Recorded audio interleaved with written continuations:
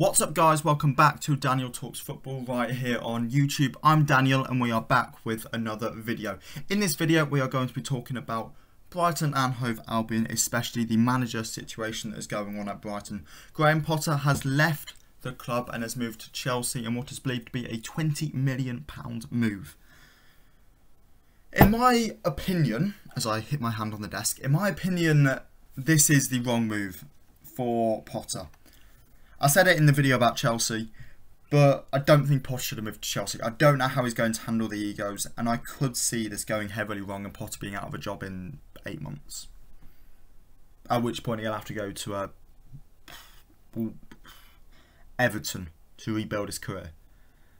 I think he possibly should have waited at Brighton until at least the end of the season and then seen what was out there. Prove you can do it for a whole season. There were points last year, you know, Brighton lost 5 games on the bounce, didn't score in however many games it was. And for Potter to have moved to Chelsea, that's quite a shock. I obviously discussed Potter to Chelsea more in the Chelsea video. However, for Brighton, this is a big blow. Losing Potter, who, let's be honest, has taken Brighton from strength to strength. If I'm correct, Potter took over after Chris Hughton and took them into the Premier League. Did he take them into the Premier League? I can't remember. But he took them to be an established Premier League side. And now he's gone, obviously, and he's moved to Chelsea. So they need somebody new, and that's what we're going to be looking at in this video.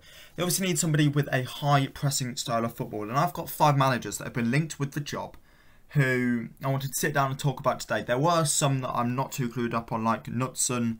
I think that's how it's pronounced. I don't know too much about him. I know he's the manager of Bodo Glimt, and they've obviously been doing really well in Europe.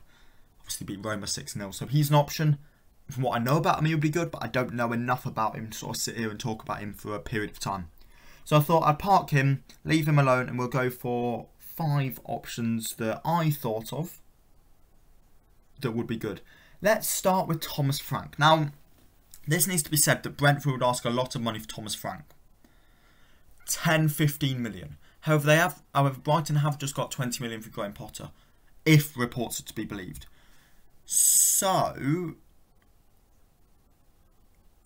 I could see Brighton will have the money to go and get Thomas Frank. Brentford feel like a B-Tech Brighton, and that's no disrespect to Brentford. However, they feel like where Brighton were a few years ago, the high pressing style of football, which Frank obviously employs, and the factor of a side that historically isn't as high as they are now, haven't been as high as they are now, and their fans are loving every moment of it. That's the same for both Brighton and Brentford. Brentford feel a few years behind Brighton, and if Brighton could go out and get Frank, that would be an excellent appointment, and Potter wouldn't be a loss, because Frank would just be able to continue what Potter was doing. Same kind of philosophies in terms of the high pressing style of football.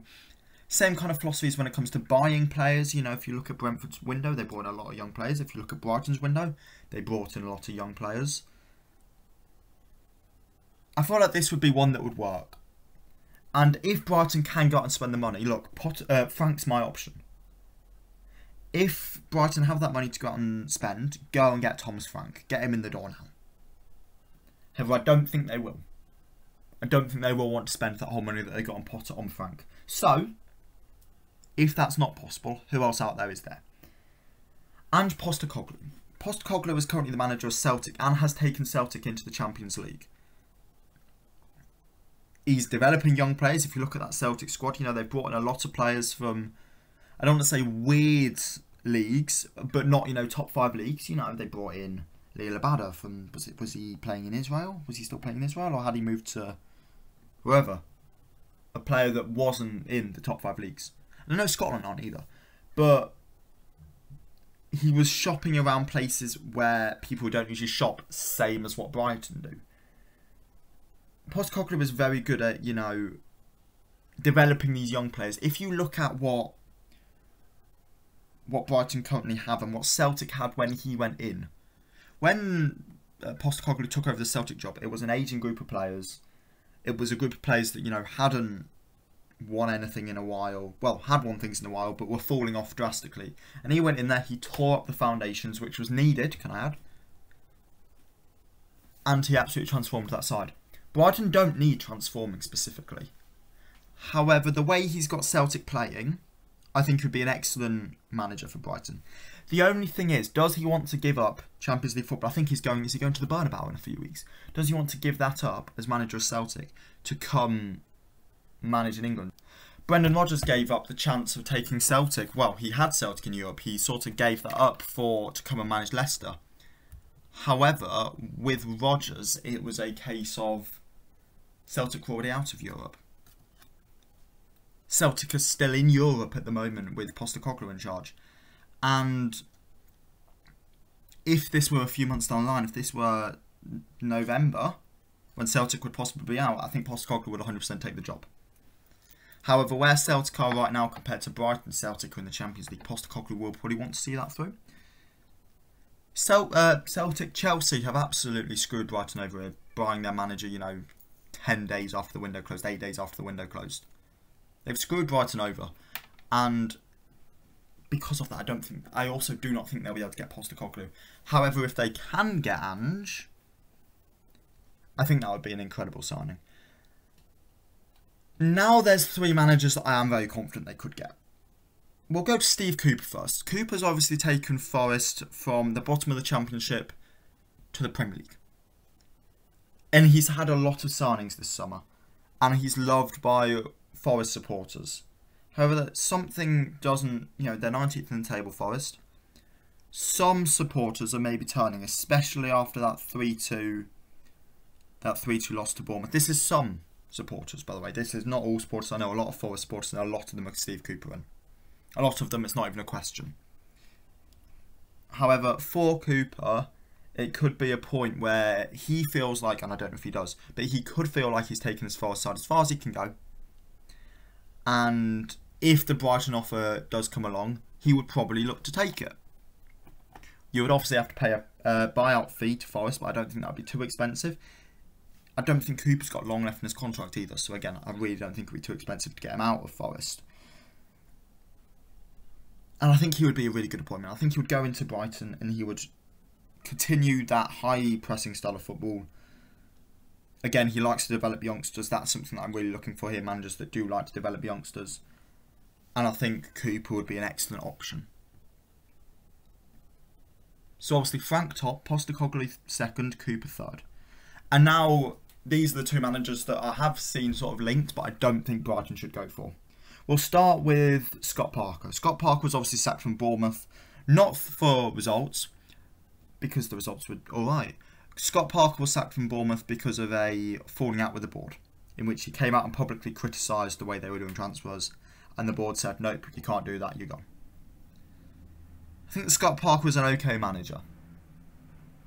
However, I don't think the Brighton job's the one for him. I can see him going to Watford, maybe.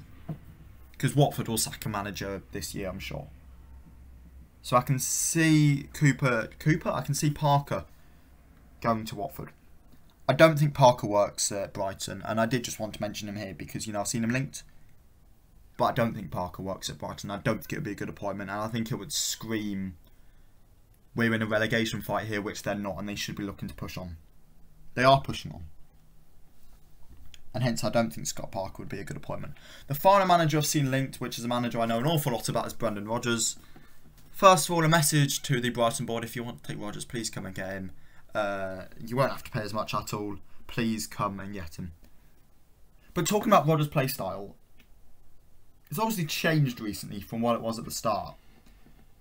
However, at the start, Rodgers' play style, this would suit Brighton very well. That 1920 season, Rodgers would suit Brighton very well, and that manager is still in there. He just goes through these spells at clubs. If Brighton got in Rodgers, he would last 2 years before it would start falling apart, and then would probably go in the third. That is just the plain honest truth of it.